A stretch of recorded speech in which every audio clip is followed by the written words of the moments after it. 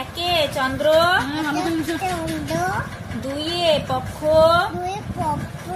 তিনে নেত্র, চারে বেদ, পাঁচে পঞ্চবান,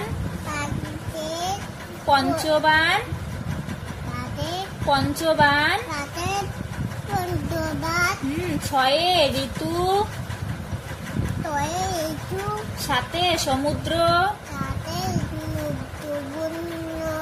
আটে অষ্টবসু, নয়ে নবগ্রহ, দশে দ্বীপ।